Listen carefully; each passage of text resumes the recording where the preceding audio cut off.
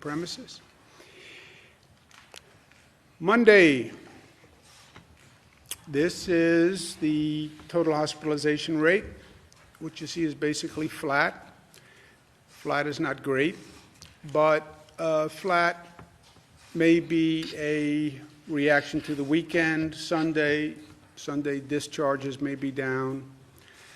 But we have the same question: how fast and how steady is the decline? We don't want to see flat. We want to see an increasing decline. And we want to see how fast that decline goes and how low does the decline go, right?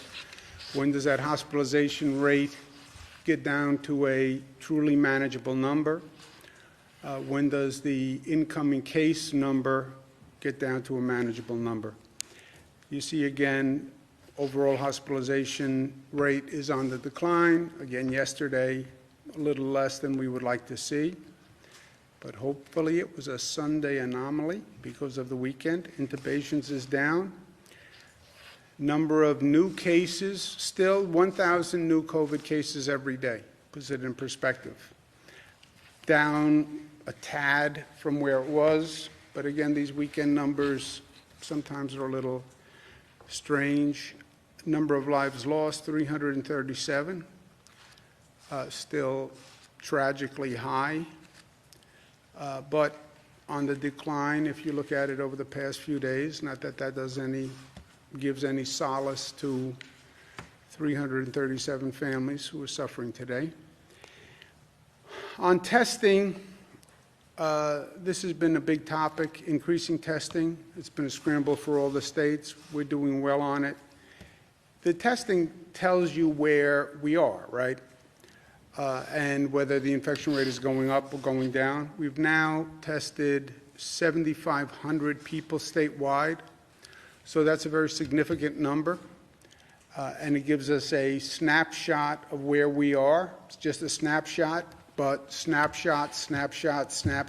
You look at the different pictures, and you have a movie at one point, and you can track what is happening. So it's 7,500 people.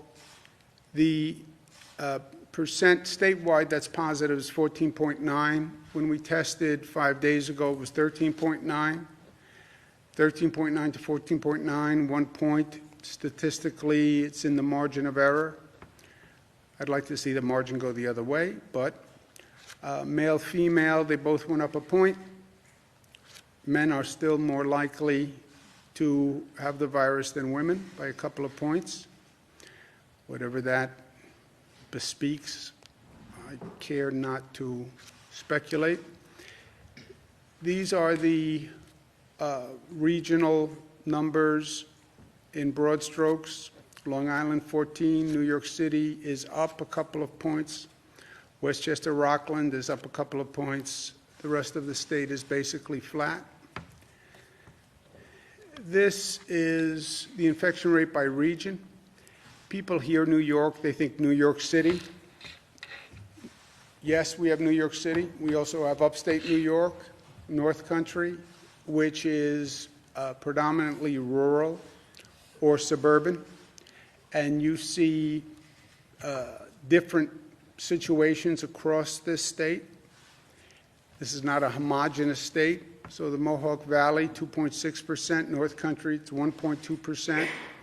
Capital District 2.1, Hudson Valley 10%, but that has Westchester and Rockland in it. Central New York 1.3, Southern Tier, Finger Lakes, Western New York 7.1. Western New York is the high point upstate.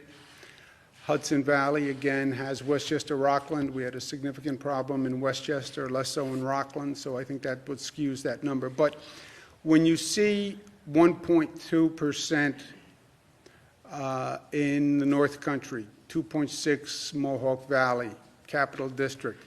You see a much different situation than you're looking at in New York City, where you're in the 20s, right? So different situations, different strategy going forward. We're coordinating as a state, we're coordinating with our neighboring states, but you still have to take into consideration the variations across the state. And that's what we're trying to navigate. By race, you see the percent for Asians is ticked up, African Americans actually down. Latinos went up 10%. Nobody can explain what caused that jump in this survey, and it's something we're going to watch, and we're doing more testing in lower income communities and African American and Latino communities, as we discussed. And the age breakdown is fairly consistent with where it was. So that's where we are today in New York. New York City, obviously, high point in number of cases in the country, higher than some countries globally, and upstate New York, a very different reality. Big question is reopening, especially for those places with less of an issue to begin with, or places that have reduced their problems. And I get a lot of local officials who are calling me. We want to talk about reopening, reopening, reopening. Know what you are doing before you do it. Those are words to live by. I don't know who said it, but it is a true axiom. So we want to unpause. May 15th is when the pause regulations expire statewide. I will extend them in many parts of the state, but in some parts of the state, some regions, you could make the case that we should unpause on May 15th. But you have to be smart about it. We all have to be smart about it. As we said, there is no light switch where you flick a switch and everybody goes back to doing what they're doing. We have to take these circumstances into consideration. We have to learn the lessons. We have to move forward, and we have to be smart, because if you are not smart, you will see that infection rate go right back to where it was. We'll be right back to where we were 58 days ago, and nobody wants to do that. So what I want to say to my regional colleagues is be smart. Well, we want to reopen. Well, have you thought through reopening? And we have a couple of weeks, but start thinking through what it means to reopen.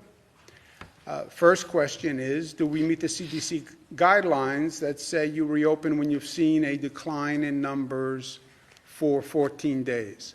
Second, we talked about, on the reopening, bringing back construction and manufacturing as the first two industries. But how do you bring them back? And what precautions are going to be in place? What precautions do you want those businesses to institute when they start? And part of this is on business. You know your business. I don't know your business. I don't know how you do business.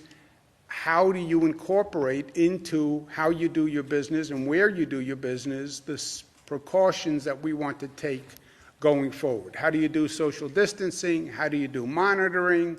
Are you going to take the temperature of people who walk in the door, et cetera? And that's for government, but it's also a question for business. Healthcare capacity. You want to reopen a region. What is the healthcare capacity in that region? How many beds will you have available if that number goes up? How many ICU beds will you have available? And are you contemplating what's going to happen when the flu season kicks in September, where we could potentially now be dealing with COVID cases on top of flu cases? You have to test for both and possibly have hospital capacity for both. Do we have testing in place? And is testing ready to go? Because testing is one of the main monitors, right? Do we have a tracing system in place? We all talk about testing, tracing, isolating. That has to be in place. Test people, you then trace the contacts, you find the positive people, and you isolate them. But you need a tracing system. And this is something we've never done before, right? So that system has to be in place. When we isolate people, where do they go? Isolation, once you find the person who's positive, basically you can say to the person, look, you can go home, but then you run the risk of infecting those people in your house, or we could put you in an isolation facility. We have a hotel, et cetera, that we can put you in for 2 weeks. But you have to locate those facilities first. We have to coordinate as a region. There is no one county in a region, it's a region. And these are the Regional Economic Development Council regions that have worked together. But we have to coordinate that region. So everybody in that region has to have the same policy when it comes to schools, when it comes to transportation, when it comes to testing, when it comes to tracing. And that region's plan has to fit in to our overall multi-state plan. No attractive nuisances. Attractive nuisance is a legal concept where you have a potentially dangerous situation that actually attracts people, normally children, to it. We can't open an attraction that might bring many people from outside the region and then overwhelm people in that region. You have a lot of pent-up demand. And we have seen this before, where when we're not coordinated, we have New York people going to Connecticut because Connecticut has parks or waterside access that's open. We don't want to create a situation where people flood an area because they're looking for something to do. And then we need a regional control room, I call it. We have to be monitoring what happens when we start to reopen. And that entire region has to have a control room function where we're watching what's happening.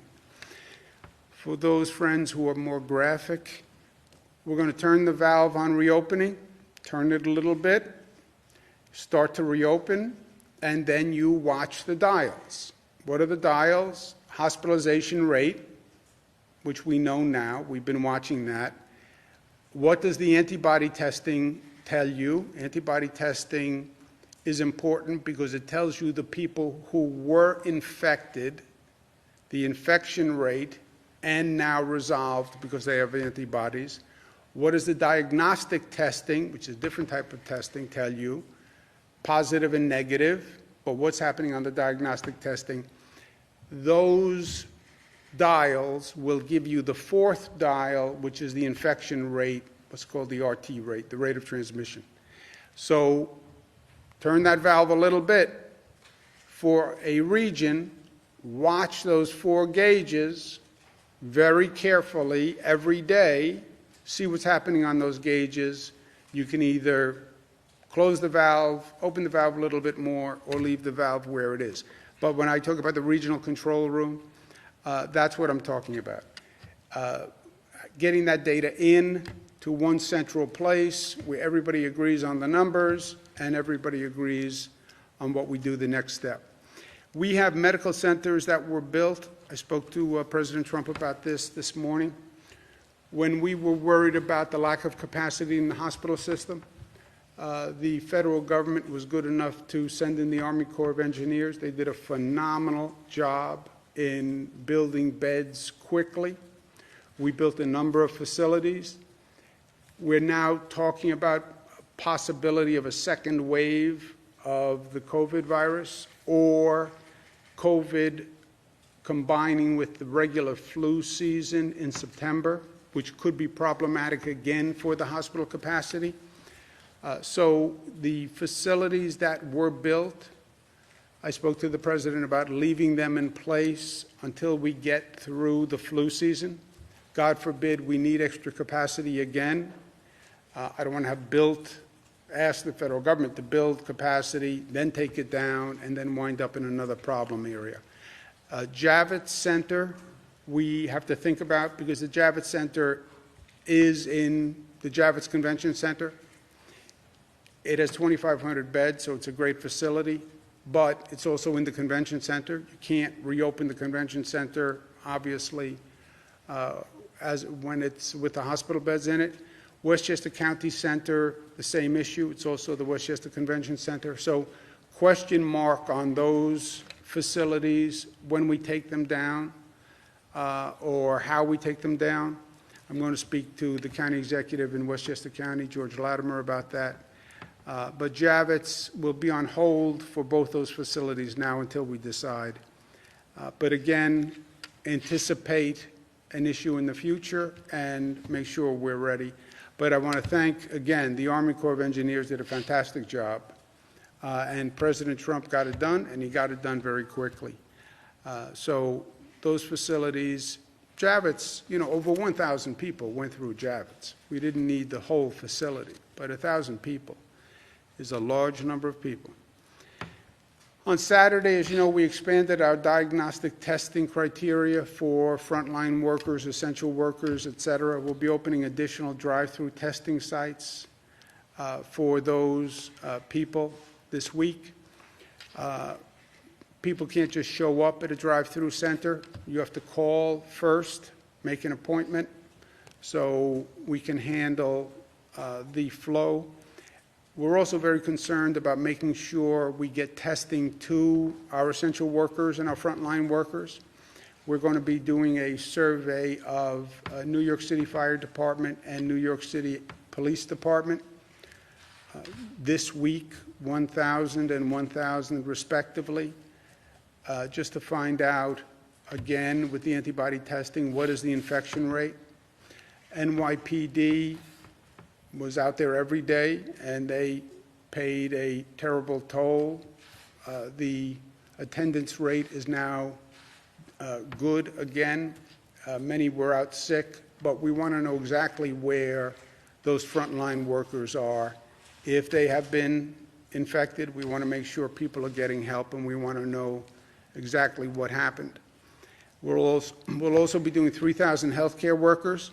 These are hospital staff, nursing staff, doctors who are in the emergency rooms to find out their situation. And we'll be doing 1,000 transit workers. These are the bus drivers, the train operators who keep the public transit system working, and we want to do testing to find out how they're doing. We're seeing a tremendous demand in food banks, which is predictable in some ways, but the numbers are very, very high, and we need to address it. 200% increase in Westchester, 100% increase in New York City, 40% on Long Island, 40 to 60% across upstate New York. So we're going to commit $25 million for emergency funding for those food banks. I'm also asking philanthropies to help. Many philanthropies said they wanted to help and step up. This is I would say, the number one thing they can do to help. And if they're interested, please let us know, and we'll supplement the state funding with philanthropies funding. We also have an issue across upstate where, because the markets are so roiled, some farm cooperatives are actually dumping milk because the market can't consume it. This is just total waste to me. We have people downstate who need food. We have farmers upstate who can't sell their product. We have to put those two things together. It's just common sense, but we have to make that marriage between product upstate and need downstate. And we're going to launch a special initiative to do that. We're also immediately, to stop this dumping of milk, going to work with industries in our state who can use the milk and get it to people who need it. So I want to thank these companies who will be working with us to buy the excess milk, yogurt, cheese, sour cream, cream cheese, and then we'll give it to the food banks that are downstate. When it comes to reopening, and I talked about what I'm going to speak with the regions about, but I don't want to just do reopening. We have to use this moment to reimagine and be smart and grow. This is one of those moments, if you look back in history, sometimes it takes a crisis to wake people up, and it takes a crisis to change the body politic to actually accept change, because change is hard to make. And if you look at the instances in the past where we've had significant problems, you'll see we were normally smart enough to learn and to grow from them. So Reimagine New York means don't replace what was, build it back better. And we've done that in the past. Chicago Fire, 1871, killed 300 people, but we learned stricter fire safety laws. San Francisco earthquake, 1906, the same thing, was devastating, but that led to better construction and earthquake standards. Triangle Shirtwaist Factory fire here in New York, 1911, started a whole workers' rights movement and safety in the workplace. Mississippi flood, 1927, that's when the Flood Control Act started, and we woke up and started building levees and dams, etc. Great Depression, FDR pivoted from that crisis to an entire new economic structure. We went through 9/11, and we are better and safer as a society for it. Department of Homeland Security was formed on the federal side, which has been the single largest innovation in the federal government. Even Superstorm Sandy that we went through 2012, I was part of that. It was devastating, but New York is better for it. We have a power grid that's now better. We raised all our electric stations. We changed our infrastructure along the waterfront. We built houses back to different codes. So it's that process that we have to go through here. What did we learn? How do we change? How do we improve? We talked about teleeducation. Yeah, we went through it. We had to go through it, but it didn't go as well as it could have gone. We didn't have any notice, but let's learn the lessons. Let's do better. Telemedicine showed great potential. You don't have to go to the doctor's office. You can do a lot by telemedicine. How do we learn that? Public transportation, we're still learning. How do we clean and disinfect a public transportation system on a daily basis? I mean, just think about the scale of that undertaking. How do you do it? And we're still trying to figure it out. And then how do you have a better public health system? Because we were not ready for this. Our health system was not ready for any public health crisis that would demand more capacity or more coordination. So let's learn from that, and let's have a society that has more social equity. You look at the people who paid the highest price for this crisis. They were the people who were in the least good position to pay. The poorest among us always pay the highest price. Why is that? Why do the lower income communities see this disease in higher proportions? Why were the essential workers who had to show up disproportionately African American, Latino? So, is life going to be different? Yes, life is going to be different. But different in this case can mean better if we're smart about it. And when we're finished going through this, we should be tougher and smarter and more resilient and more unified and better than before. Last point, A.J. Parkinson, great quote, "I respect elected officials who aren't typical politicians." Elected official does not have to be a politician. Politician has bad connotations to politicians, the word politician. You can be an elected official who's not a typical politician, not a go-along, get-along kind of guy, not a make-no-waves kind of guy. Kentucky Governor Andy Beshear stood up, said to his senior senator in the state, Mitch McConnell, that Mitch McConnell was wrong on saying he wouldn't provide funding to state and local governments, and wrong in saying states should go bankrupt. It is hard for a governor, especially Andy, who is a relatively new governor, to stand up to a senior official and speak truth to power. That is hard. Takes guts, takes courage. And you don't get that from a typical politician. So it warms my heart to see an elected official who is not a typical politician. Thank you, Governor. Questions, comments? Governor, are you confident that the President will use the Defense Production Act to make more chemical reagents and swabs? I don't know exactly what the President has said about using the Defense Production Act. I know he's used it in some situations. I don't know if he said that he'll use it for swabs or reagents. What do you make of the models that appear to have overestimated hospitalizations, but appear to have sadly been more accurate when it comes to lives lost, particularly when it comes to New York? Look, we've said all along, every projection model showed many more people being infected. CDC model, Coronavirus White House Task Force model, Cornell-Weil model, Columbia model, McKinsey model, they all showed a higher projection rate. They were not wrong. We changed reality. We changed reality. They said the curve was going to go like this. We changed reality.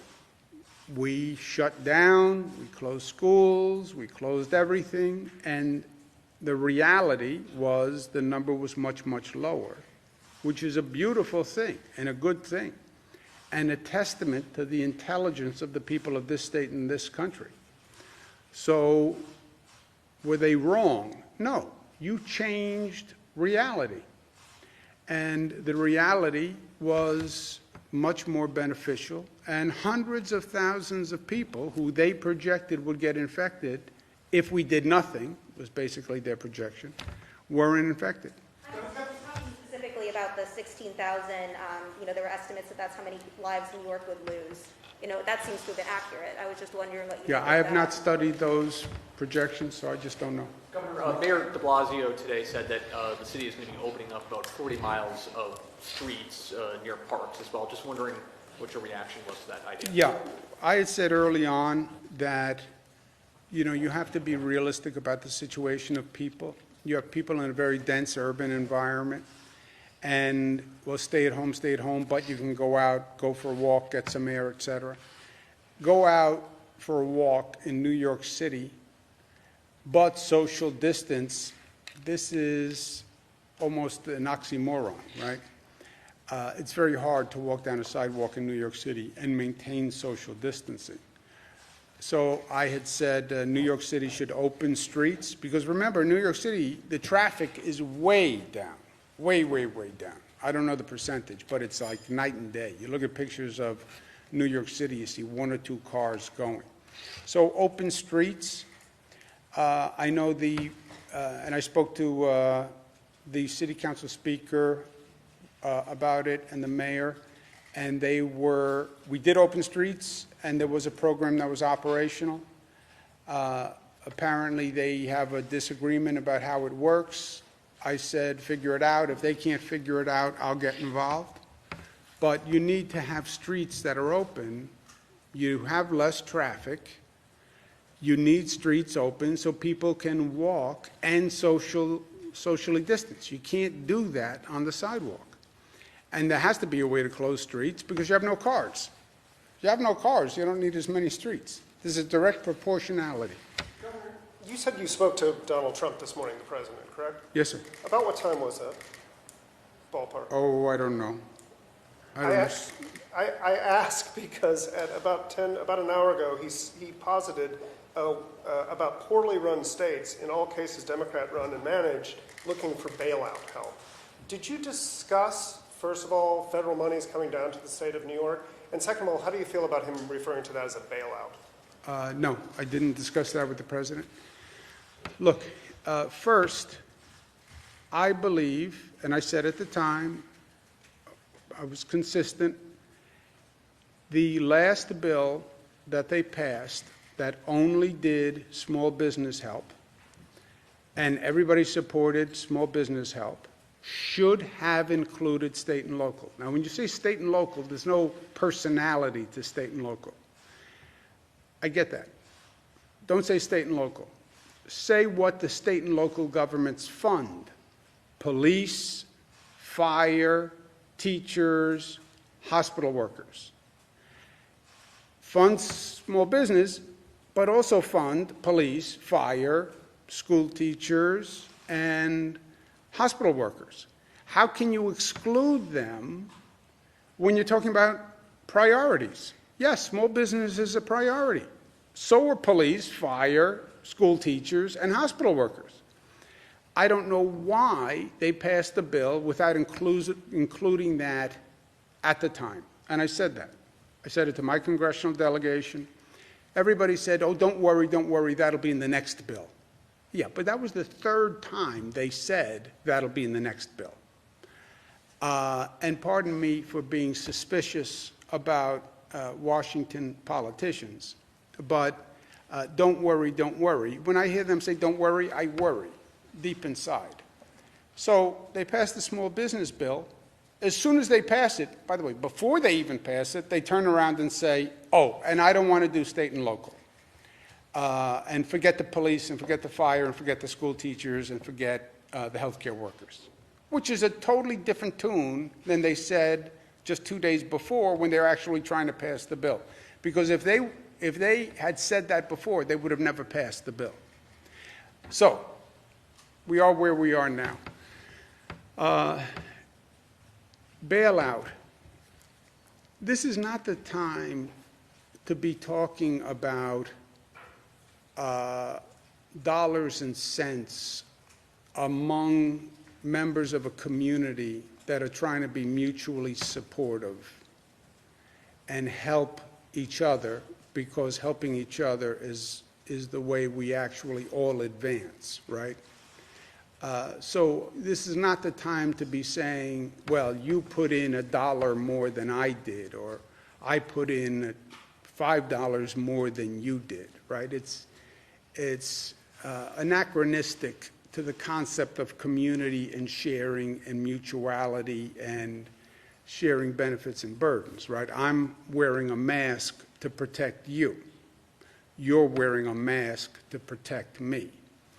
That kind of sharing and mutuality is repugnant to this bailout, you got this much, I got this much. But if you want to go to who's getting bailed out and who paid what, nobody would be bailing out New York State. New York State has been bailing them out every year for decades. If you want to do an analysis of who is a giver and who is a taker, we are the #1 giver. The #1 giver. Nobody puts more money into the pot than the state of New York. We're the #1 donor state. And if you want to look at who happen to be the donor states, who are the giver states, they are the same states that they're talking about now. Who were the taker states? Kentucky, southeast part of the country. And by the way, I understand we're one nation. You put into the pot what you need, I put in what I need, you take what you need, you take what you need. And that's the way it's always been. But if you actually want to call for an accounting, which I think is repugnant to this time, and I don't think it's constructive, and I don't think it's healthy, but if you want to call for an accounting, you're making a mistake, because you lose if we do an accounting. You lose. And you happen to be 180 degrees wrong in what you're suggesting. So that phrase bailout is not helpful, you would say? I would say, first, at this moment in time, when people are working together and people are sharing and people are sending ventilators across the nation to be helpful, and 60,000 people are volunteering to help New York State, and they're showing love and they're showing unity and they're showing mutuality and community. That is such a beautiful moment, right? And it tends to happen after a crisis. We saw it after 9/11. People just come together. We're Americans first. We're not Democrats. We're not Republicans. We're not East Coast. We're not West Coast. We're not Northern. We're not Southern. We're just Americans. That is such a beautiful, special moment. To now say in the middle of that moment, who owes what to whom? What? You want to talk about money now? This is not about money. It's about working together and helping and sharing, and people are dying, and it's about grief, and it's about comfort. It's not about money. But if you want to make it about money, you're making a mistake, because you're going to lose on a tally sheet. And it's not even going to be close. But you want to tally up who owes what to whom? Go ahead. It's not even close. Is this a turnaround from what you said last week? Let's go next. Governor, where do casinos fit on phase reopening? Would you consider those an attractive nuisance? Casinos, you'd have to look at the industry and how they're going to conduct their business. You'd have to do social distancing. You'd have to have monitoring. It's going to be difficult in the context of a casino, but depending on the casino, not impossible, but you'd have to look at it on an individual basis. Governor, we're hearing about a security breach at the Department of Labor regarding unemployment benefits. Some people are messaging me saying that they've received mail with other people's information, including social security numbers, and I'm seeing this in other parts of the state as well. Do you know of the breach? I've not heard about that at all. Has anyone heard about that? So there were, I think it was 36 people who, and it was a human error, it wasn't malicious, where 2 pieces of paper were stuck together and sent. Those people have been contacted. The ones who have not yet will be contacted today. They're going to receive free credit reporting and surveillance for a year, and they're making sure to process those claims as a priority. But yes, it was human error, it was not malicious, and it's being dealt with. Unemployment, I'm sorry. Governor, I'm curious, as time goes on, I mean, every day we're getting message from people who are losing their jobs because of this. Does this state have the money?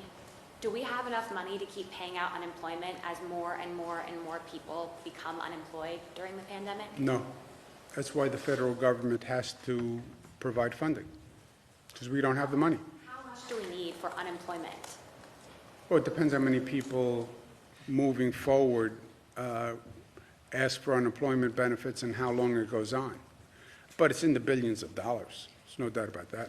Governor, what's the current testing capacity in nursing homes, and how does a nursing home go ahead? Because last week you said that they are doing testing in nursing homes. How do they request the testing? And then also, you were talking about isolating certain facilities regarding the reopening process. Will that be available for nursing home operators to send patients that are COVID positive? A few other states like Connecticut and Massachusetts have started doing COVID-only patients to take the burden off of nursing homes. So Yeah, one on the testing and then 2 yeah. on the isolating. We do that already, right? If a nursing home has a patient that they can't handle, COVID or whatever the reason, they must refer that patient out of that facility. They must. If they cannot handle, if they cannot provide appropriate care, they must transfer that person. Either they can transfer the person on their own, or they call the Department of Health, and Department of Health will transfer that person. Department of Health can transfer that person to a COVID-only facility, which we have. But it has to start with the nursing home that is the primary care provider saying, I can't provide care for this person, for any one of a number of reasons. I don't have the staff, I don't have the PPE, I don't have the ability to quarantine them, I have too many COVID patients, I'm too tired. It can be any reason. If they can't provide the care, then they must transfer that person. Department of Health can put the person in a COVID-only facility or whatever facility they have that's appropriate for that person. So where are these COVID-only facilities? Because last week that wasn't an option, it didn't seem like. Yeah, we have had COVID facilities. We have COVID-only hospitals.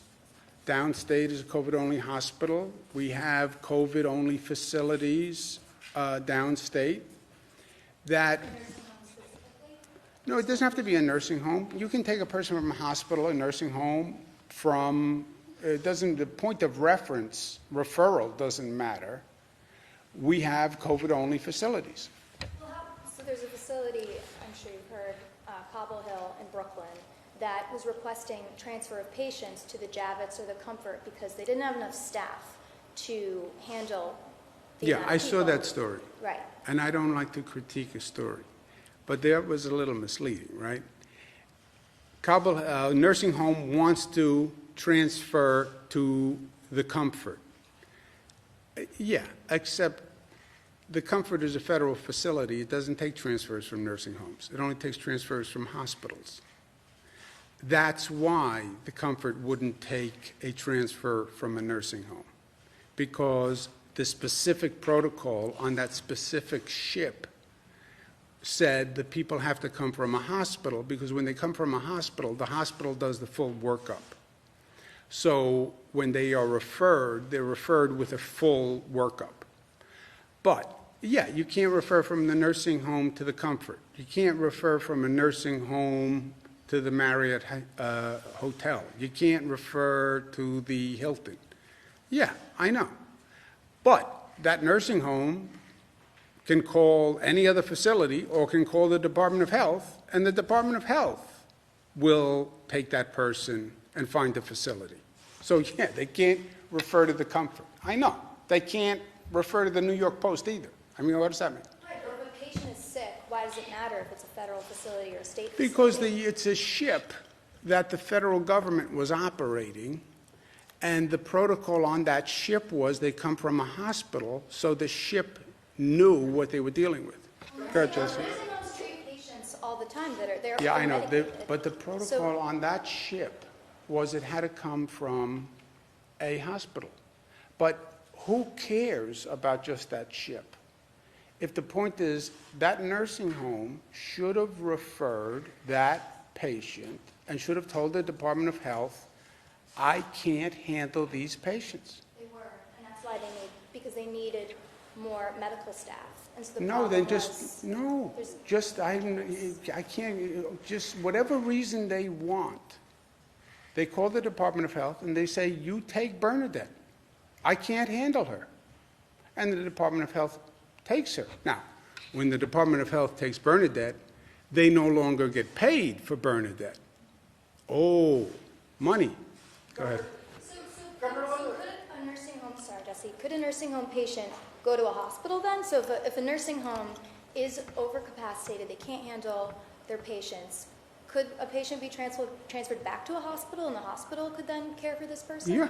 That can happen? Yes. Have you guys gotten requests for that? No, Not yet. Not yet?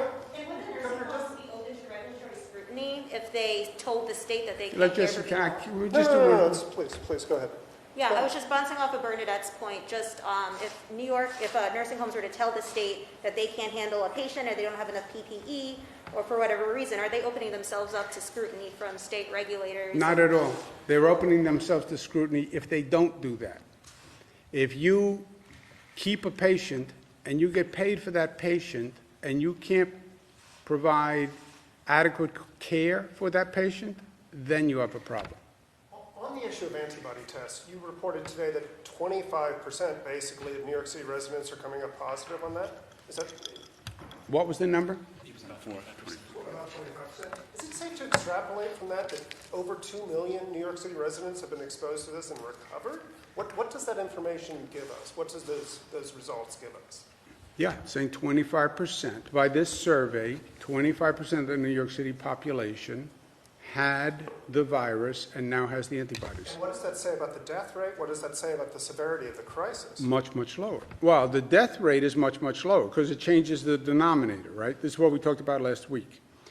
You take the number of people who passed away, and we never knew what the denominator was, right? So if you want to know what is the death rate by percentage of those who were infected who passed away, yeah, it changes the denominator. And we had it down to 0.5%. One more thing, Nick. Just on the issue of antibody testing, the World Health Organization said on Friday there's currently no evidence that people who have recovered from COVID-19 and have antibodies are protected from a second infection. What do you make of that? Yeah, well, as we talked about last week also, you get different opinions on whether or not you can get infected again. Remember one time the conventional thinking was, once you have the antibodies, you're immune. You can't get infected, so you can go back to work, et cetera. Now they're saying, we're not so sure that you're immune. You may be immune, but you may not be immune. Doesn't that complicate and change your calculations about how to reopen the state and even your approach to antibody testing? Well, the antibody testing does something else for us. The antibody testing does two things. One, what is the infection rate? Which it tells you with a 2-week lag, because you know what percent were infected. Two, it tells you who can donate convalescent plasma. That it tells you. The third, the theory you're referring to is, well, now you have the antibodies, you can go back to work, right? We've never deployed that, and I don't know what that was really going to do for you anyway, because what percent, you actually made this point a couple of weeks ago, what percent are actually going to have had the infection, and can you really restart an economy on that smaller number? And now it's saying, if you believe the World Health Organization, you can't even say for sure those people won't get reinfected. The point is not necessarily that people with antibodies would be able to necessarily return back to work. No, That theory is not operational anymore. no. I mean, there's a theory, it'll go person by person, but you'd have to make your own calculated risk. You had it, you have the antibodies, my brother Chris, he had the antibodies, maybe you're immune. Yeah, maybe you're not immune. Governor, the State Board of Elections today just now has voted to cancel the presidential primary, removing Bernie Sanders from the ballot. Was this the correct move? I'm not going to second guess the Board of Elections. There are a number of, I know there are a lot of election employees of boards of elections who are nervous about conducting elections, but I'll leave it up to the Board of Elections. How has the science evolved on wearing a facial covering in recent days? We went in a fairly short period from facial coverings, inconclusive, to a mandate and it being one of the better things you can do. So if the science does support it and has evolved, is the state indirectly responsible for the spread by not issuing that mandate maybe 30 days earlier when we started response? Look, when we do the retrospective, all of these things, you could argue, why didn't we do them a long time before? Why were we shaking hands? Spread all sorts of viruses and diseases shaking hands. Why didn't you wear a mask starting last year? You used to see pictures of all the people in China wearing masks, right? Why didn't we do it? I mean, it helps with the flu, it helps with the common cold, it helps with everything. And we did it more aggressively than just about any other state. We mandated it. As soon as people said, well, if you remember when it started, everybody was ambivalent. CDC, all the experts, right? We have a whole world of experts. All the experts were ambivalent about a mask early on. And then they said, basically, a mask couldn't hurt. Well, I said, a mask couldn't hurt, and it might help. So why not do it? And now they're even more emphatic that a mask helps. So I'm glad we did what we did. On more than one occasion now, you've said that nursing homes lose money once they lose a patient. Are you saying that nursing homes are more interested in their profits than taking care of their residents? No, not at all. So can you elaborate as to what you're thinking is behind that remark? No, those are just the facts of the situation. If they can't care for a patient, they have to transfer the patient. Governor, there are reports that golf courses, golf clubs, are allowing golfers out on the course while driving carts. Are you concerned about that? And we've even heard reports that there are newspaper advertisements that are offering greens fees with carts. Should there be more monitoring? Should there be fines? I thought we said no carts. Does anybody We said remember? no carts, that's right. And so if people are violating the guidelines, then it should be reported up to ESD for enforcement.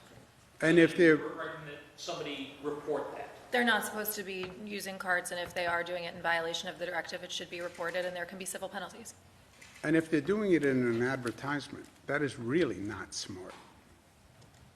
Bill's training camp starts in July. Given the multi-phase plan that you have now, is holding an event like that in July in Western New York feasible? I'll tell you the end of June. Go, let's take one more, go ahead.